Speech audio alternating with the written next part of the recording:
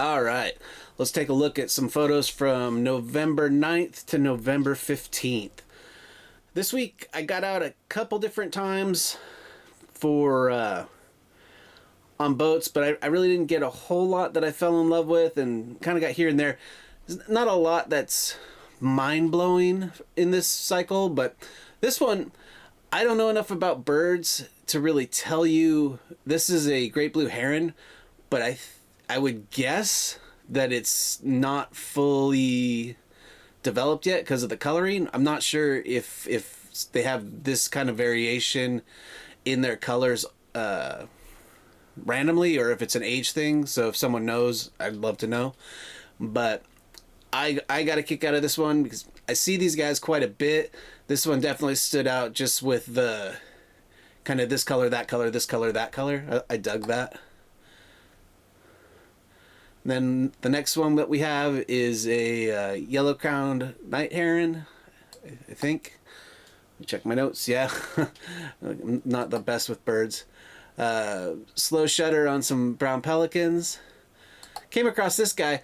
This is a American oystercatcher, and it's a little different than the ones I generally see. So this was up in Dana Point. These black oystercatchers are more typical to what I see. I dug this one. I'm not super... Birds are interesting. I do like marine mammals a little bit better. Birds in the right light are really interesting. But this one, even with the low light, just the details in this cormorant's eyes and the details kind of down its back in its feathering, as you know, this is...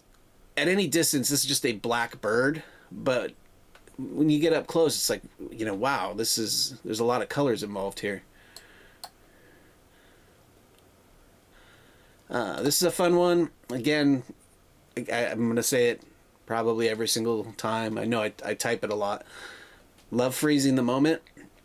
You can see the bubbles as this dolphin starts to exhale. Same with the dolphin next to it.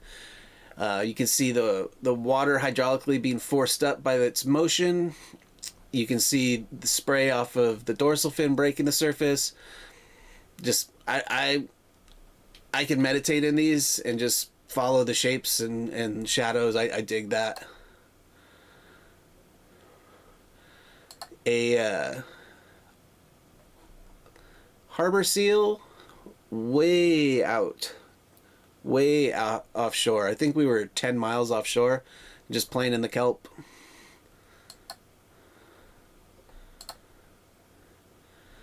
This one, not the most detailed photo. Usually I'm absolutely... Every pixel matters to me in my subjects, but I would have loved for this to have been more in focus on the bubbles, but it is in focus right here on the rostrum.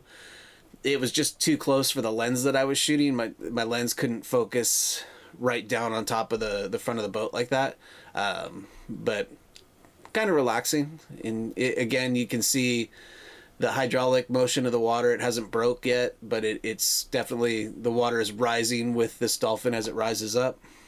This one was shot at 1/2000th of a second, so maybe if I'd run a little faster, well, I guess I would have just always needed the distance to make it work. This bird and we've seen each other a million times, and this is the closest that this kingfisher has ever let me get to it. So, just kind of got a kick out of it. Here it is, deciding if it wants to still allow me to be that close. Just a fun bird, and yeah, this bird flies in kind of U-shapes down the river. And no matter how long I sit there, I can watch it. It'll come, you know, a half mile down doing the same thing every few feet. I'm like, cool, I'm circled in on this. This is going to happen. And you'll see me here just decided, you know, the one right before the one where I could get it into range to really get a good photo of it. It's like, no, I'm done, and go somewhere else. So, wait, so that was the week of November 9th to the 15th. If you're looking for more details on these photos and you're on my blog, jump down below. All the photos are laid out with all the details, and there's some more notes on them. If you're on a video hosting site, I'll link my blog below.